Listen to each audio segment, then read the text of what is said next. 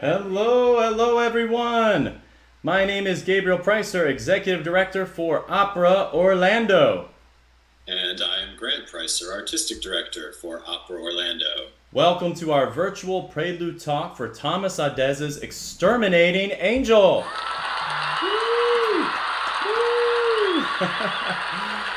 I know, I'm excited too.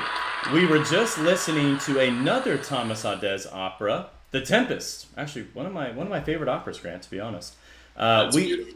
Yeah, and we are live streaming tonight from the temporary offices of Opera Orlando, also known as my dining room.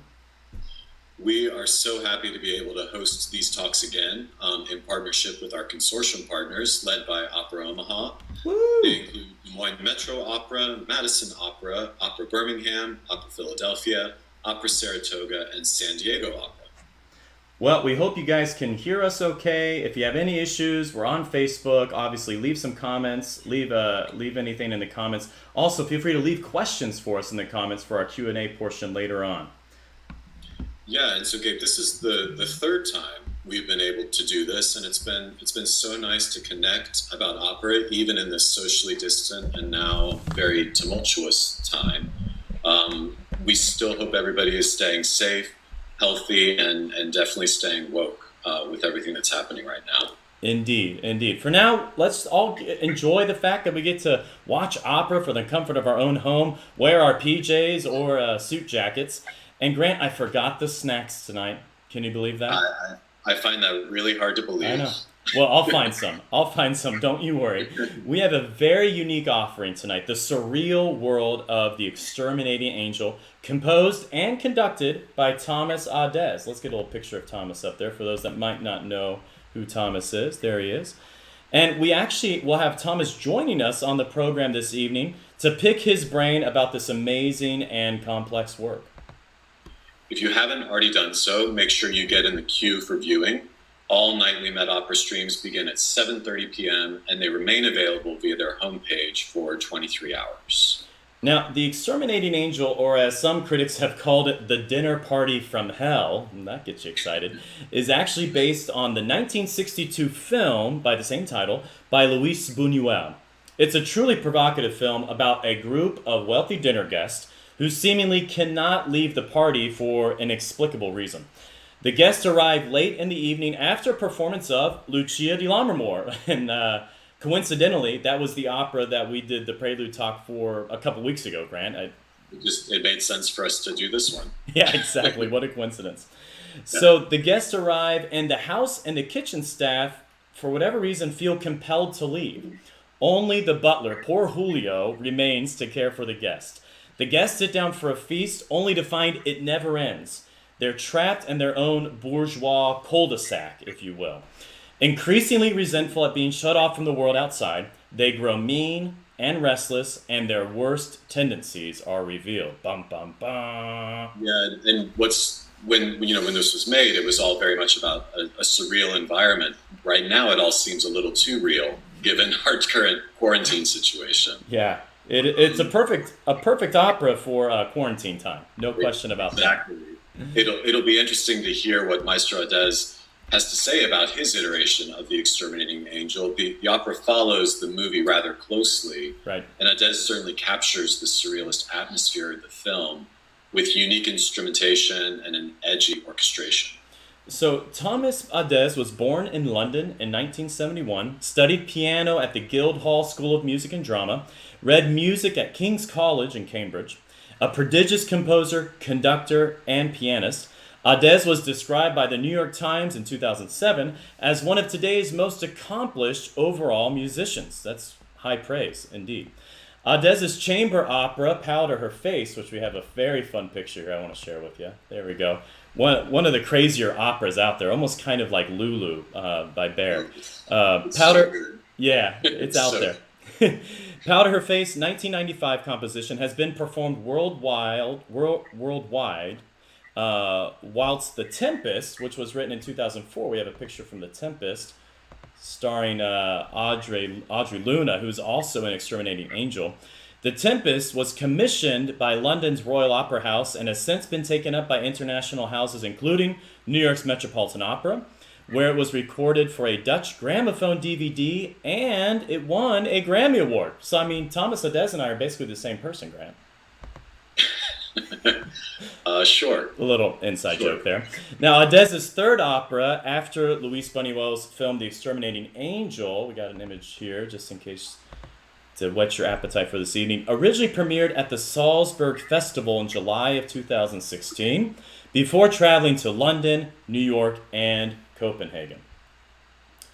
Mr. Adès has won numerous awards, including the 2015 Leonie Soning Music Prize, the Leos Janáček Award, and the prestigious Graumeyer Award, of which he is the youngest ever recipient. He was awarded a CBE in the 2018 Queen's Birthday Honors.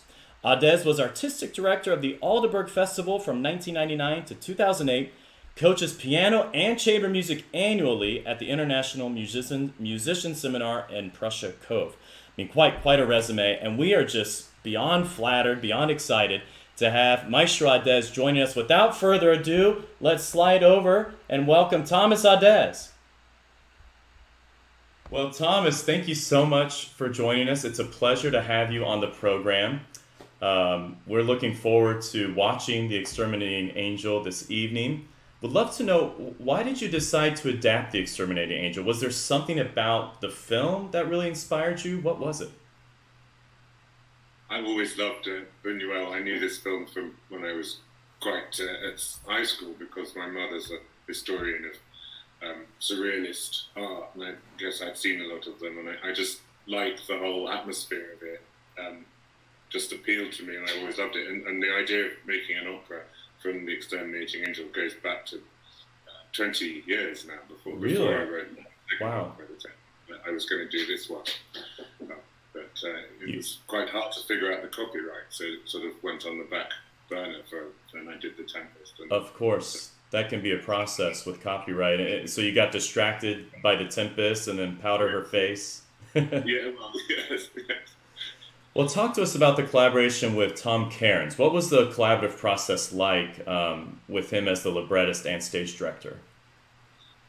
Well, it was very easy. It was very natural, because Tom and I had already worked together. He did the premiere production of The Tempest at Covent Garden and was very involved with the structure of that piece too. And this one, we knew we were going to use Buñuel's screenplay, and we just sat together over many, many hours and kind of years, actually, thrashing out a structure that would work on stage, translating it from the medium of cinema to the medium of theatre.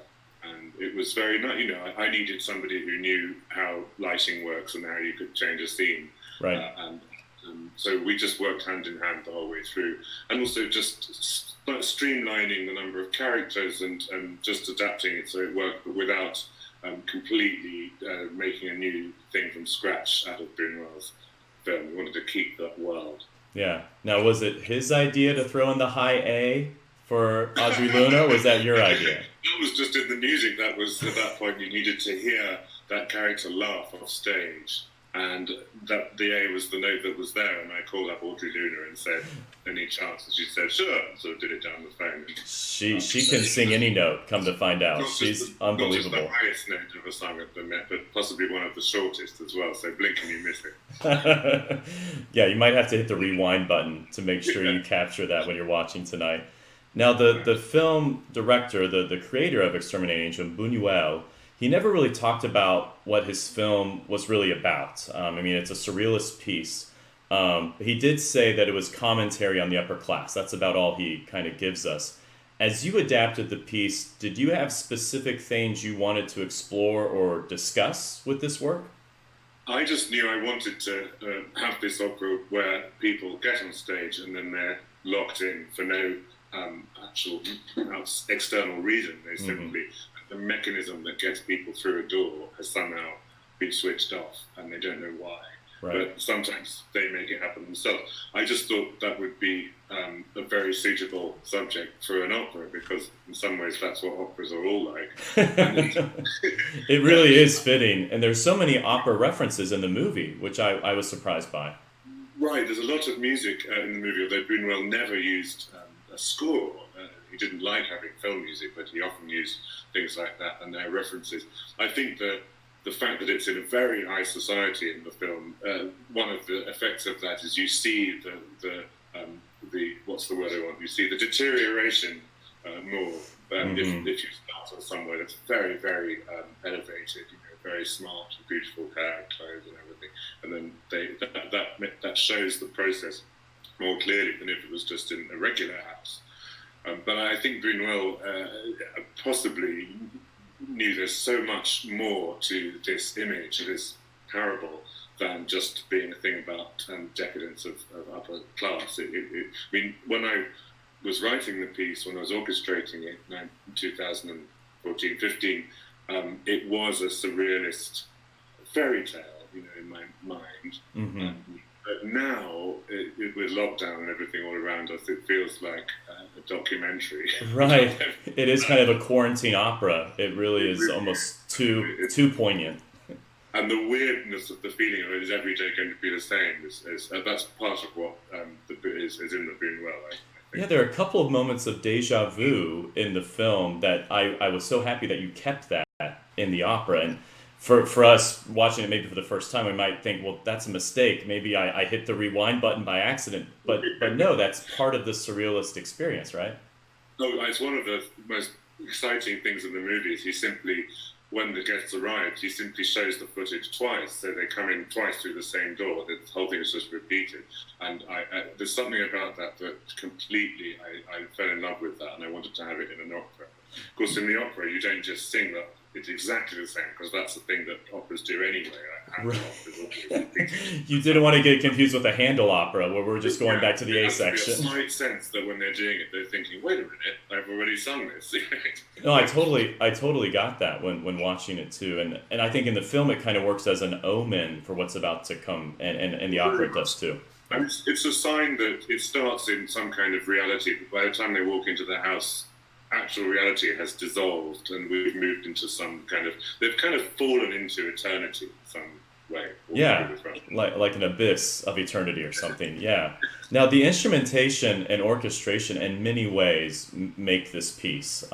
You have such a talent for the horror and the suspense elements in your composition. One instrument in particular, I hope I'm saying this right, the Ondes Martineau, was that an instrument you had used before, or did you seek it out just for this work? The Ondes Martineau, no, I'd never used that before, because I've never written for anything that was electronic or that you had to plug in. I guess on vibraphone as a plug, but on Martineau, the actual sound you hear is produced electronically. And I wanted to use it for this piece because it's the first time in my life I've actually dealt with sort of the supernatural or unreal, unnatural forces. Right. And so it almost becomes like the fact that they're being controlled by this invisible, sort of non-existent force, but it's almost like a negative force. It's something that stops the normal processes happening. And so I wanted that to be audible in the orchestra as this unearthly sound of this instrument. And it does connect, of course, to use in horror movies and things like that, which I'm very happy to have that. It's become something we're used to, even though we weren't familiar with the instrument. That sound really brings us into that horror movie world. You're exactly right. And Buñuel's film, it's actually the last of his black and white movies, I believe. The next ones he moved into colour. Oh. So it has a deliberately, I think, slightly old-fashioned feel to it. That's part of the excitement of it. But that's why we wanted to almost, as it were, imagine what if it was in colour and bring it into the 1960s. It was 1962 it was made, and actually even Technicolor. So it's a bit of an extra amount of colour. I wanted that slight feeling there's too much colour. Gotcha. Well, there's also the offstage percussion, which I think adds quite a lot of this sense of them being under attack, even though they're not under attack. Right. It's also the feeling you get in this film and a lot of Buñuel that basically revolution or some kind of massive anarchy is really around the corner outside, and he has that a lot. great at the ends of the movies where really social order breaks down and martial law comes in. And that, he lived with a lot of that during his life. He was very familiar. And the drums I use is actually based on something from his childhood village. That there was a festival that they would drum. Really? Oh, cool. Okay. The festival used the exact rhythm. Yeah. That they have in that. Can you still see that? Yeah, you're great. We can still see you. I used the same rhythm from the drums of Buñuel's childhood, and I just thought that would be kind of possibly something he'd approve of, that would happen. Right, I think he would. Yeah. They have like 100 people in the village doing it, so I just said, can we have 10? Which is actually, you don't really need that many, but we've got, because it was the Met, so that was exciting. That does help when you're doing it at the Met. Well, that's interesting you bring that up, because even though he didn't say this, other film erudites have pointed out that this piece is talking about the Spanish Civil War and kind of the uprising of the people. And you notice that all of the servers, the help, they leave. They're out of there, and they're going to leave the bourgeois, the aristocrats, to kind of kill themselves. It really is a depiction of that, yeah. I'm sure there's an element of that observation about how when everything around them is collapsing and they're changing, there's a social earthquake, maybe the ruling classes are the last to understand what's happening. Right. That might be what this thing there, yeah. There's something there, for sure, but we're going to leave that to the interpretation of you out there, the audience. Now, you were not just the composer, but also the conductor for this work. And I know also for The Tempest, you did that as well in your other pieces. Did you find yourself, I'm just curious, did you find yourself making slight changes throughout the process? I mean, usually you compose the piece, then you pass it off to the conductor. But since you're the conductor, you're living with your baby every day. Yeah. It is a constant evolution, actually, and I had to slightly keep an eye on myself, because it's not really fair on the singers and also you can only add too many high A's for Audrey. Yeah, you take it easy. They were very, very patient with me, but I think if there was a moment I suddenly thought, oh, that's the word we need, or that's the name, I would try and change it. And I added the drums at the end of the piece only at the Met. We didn't have that in London. That was really? A sort of breakthrough moment, and it's still going on. I love that moment. Yeah. Well, it's one of those things I suddenly thought, wait a minute, they should be there, and it's obvious.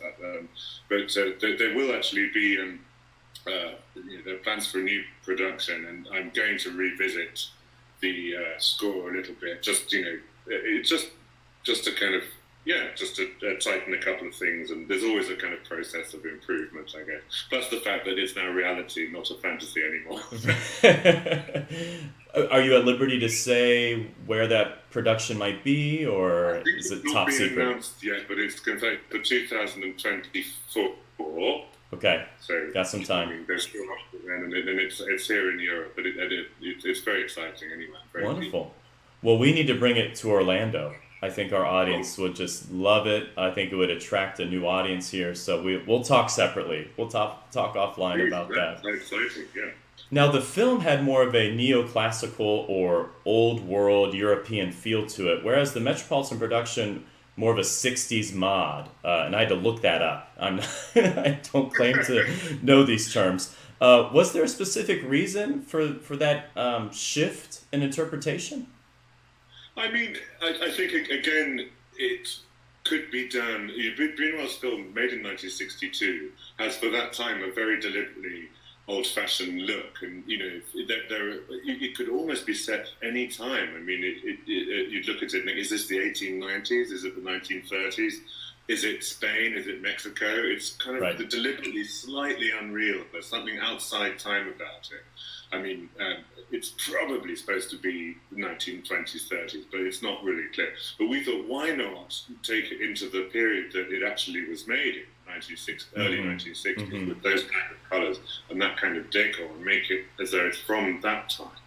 Rather like, I mean, if I can take an example, when Berg wrote Lulu, obviously that's actually set in the 1890s, but you always think of the opera as being from the time of Berg, 1930s.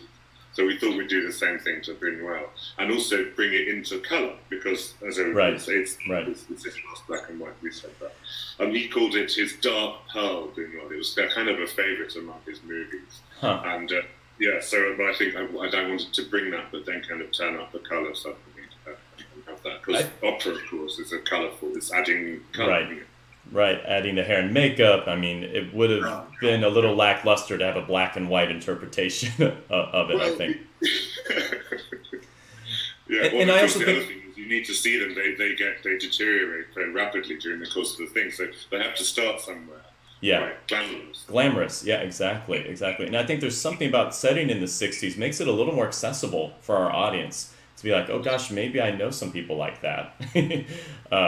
Which is very much like, I'm pleased you say that, because in my mind it really is about, just plain folks kind of things. Or even within us all, we have those tendencies, let's be honest, right? Yeah. It could happen to any of us any day. Well, this was your return to the Metropolitan Opera. The first production you did there was The Tempest, one of my all-time favorite operas.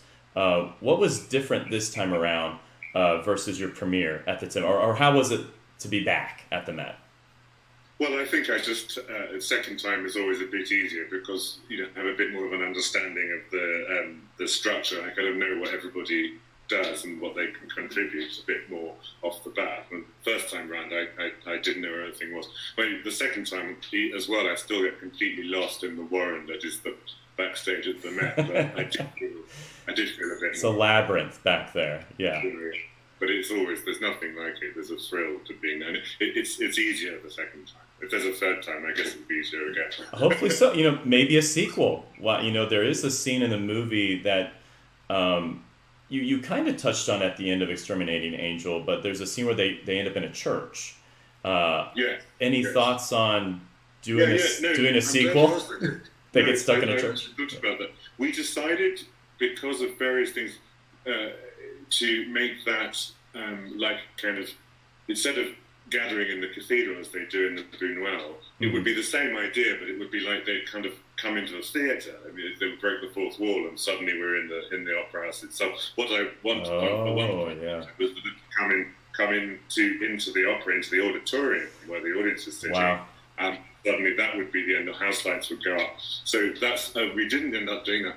Actually, hot off the press is the fact I think I'm going to change for the second production, the new one.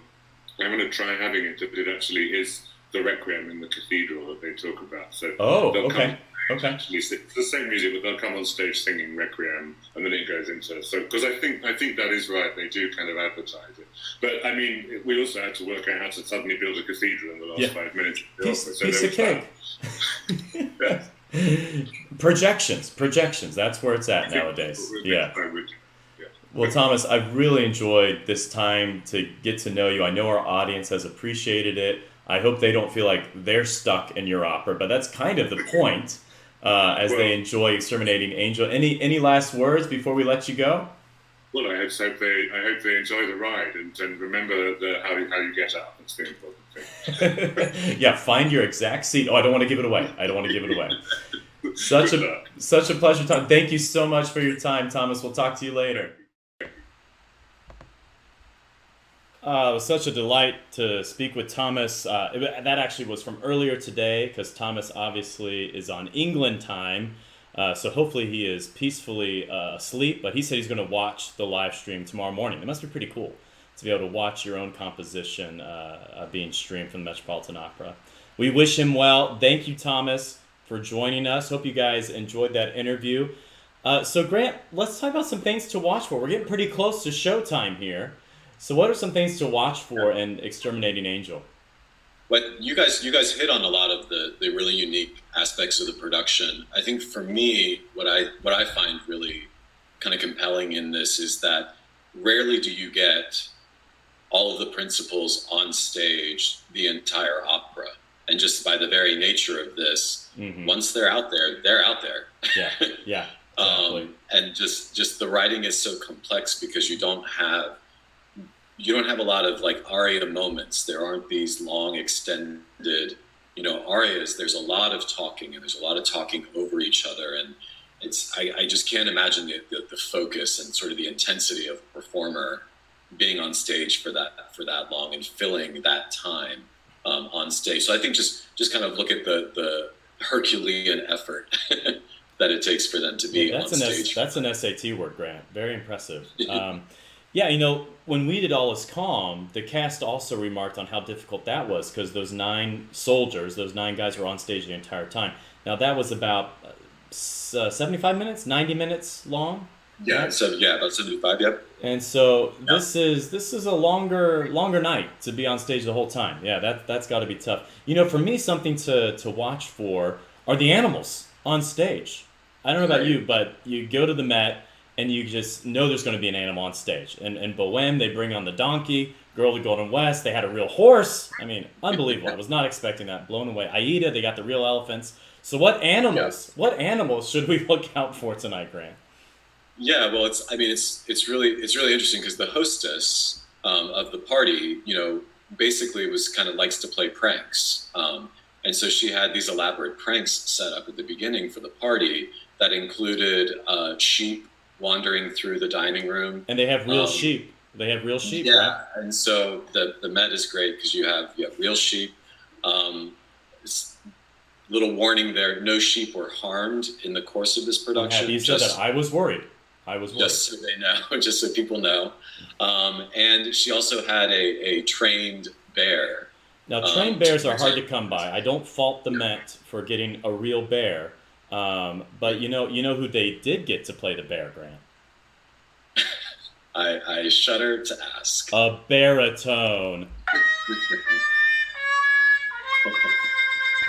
Been waiting for that one all night. Thank you. I'm done for the night. I'll see you later. That was great. From the high of Maestro Adès to... I'm sorry. I hope he fast forwards by that point. He's already asleep. Well, we've gotten to our Q&A. One of our comments is lamb kebabs. Yes, they might get desperate enough. They're stuck in that room for quite a while. They might get desperate enough that they do have to resort to lamb kebabs. Speaking of which, we have a very important question here, Grant. It says, what are Grant's opera snacks tonight? What are your opera snacks, Grant? Do you have any opera snacks over there? Yeah, just water. Just water. I don't need snacks. I was able to make a quick trip to the kitchen. I got a few things here.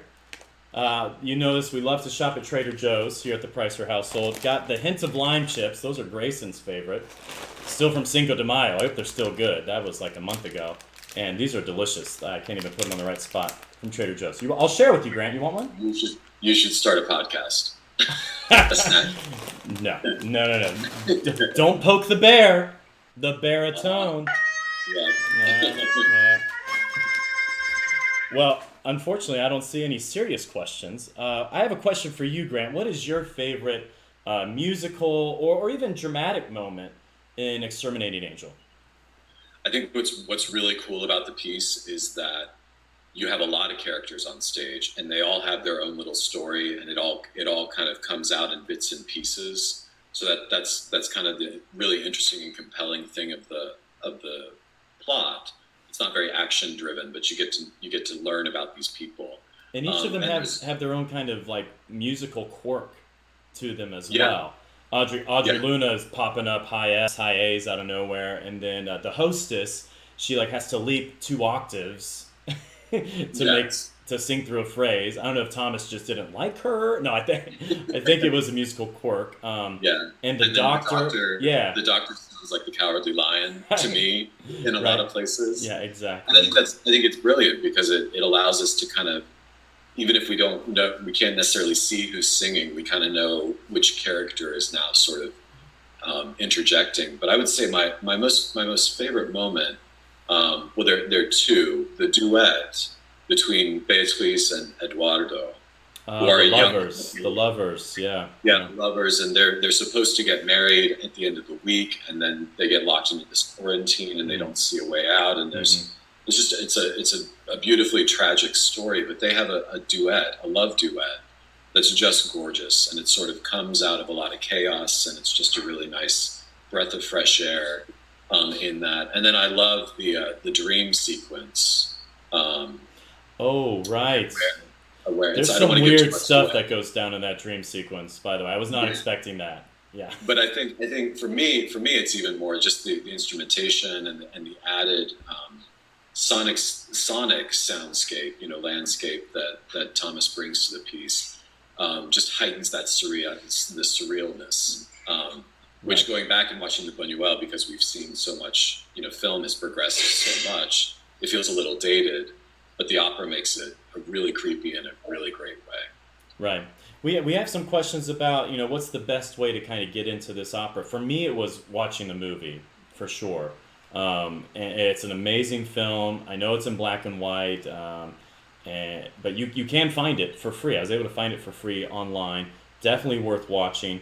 I know, but if you're going to dive in tonight, I wouldn't read the synopsis, because that's the point. You don't want to understand too much, so you can be kind of immersed in this world and then figure it out afterwards. Yeah, I think just know you might be confused, but that in this piece in particular, that's kind of there. That's kind of on purpose. Exactly. You're not supposed to know what's happening, but it is very conversational. So it I think just listen with open ears, and you'll start to ease into that soundscape that Thomas has created, and go along with the story. Go along for the ride. Exactly right. Hopefully, you don't get stuck in your room all night long or in your house. Let us know and we'll come get you. We'll try at Yeah, least. yeah. Well, before we sign off, a little reminder that the Opera Orlando 2020-21 season, we are moving forward, folks. We will find a way to make it happen, socially distanced or whatever we need to do. So season tickets are on sale. We have Deflator Mouse, followed by Hansel and Gretel, and Carmen next year on the main stage. So please check that out if you're interested. We also want to thank somebody for partnering with us, Grant. Who do we want to thank? Yeah, we want to thank all of our partners, led by Opera Omaha, Des Moines Metro Opera, Des Moines. Madison Opera, Opera Birmingham, Opera Philadelphia, Opera Saratoga, and San Diego Opera. We'll keep doing these as long as we need to. I think that's the plan, right? Apparently so, as long as the Met keeps doing them. But we can just make up our own, Grant. If the Met stops, I'll reach out to them and see what they're thinking. Sure. So yeah, please tune in throughout the week as the Met continues to stream their operas, including Hansel and Gretel on Wednesday. Production that we will be doing, or an opera that we will be doing next season. So that'll be fun. Also, I should mention the Met is offering free virtual music camps all summer for kids, for youth. Great thing for your kids to be involved with. Definitely check it out. I know we have a youth company here in Orlando. We're encouraging all of them to sign up for that. And it's free, Grant. You can't beat that. How wonderful. Well, thank you guys for tuning in. Stay safe, stay healthy, eat lots of snacks, okay? Yeah, enjoy the Exterminating Angel. I'll go get my popcorn, Grant. This has been fun. It's good to see you. Be safe in Chicago, Grant. Bye. Bye. Safe in Orlando. Bye, everyone.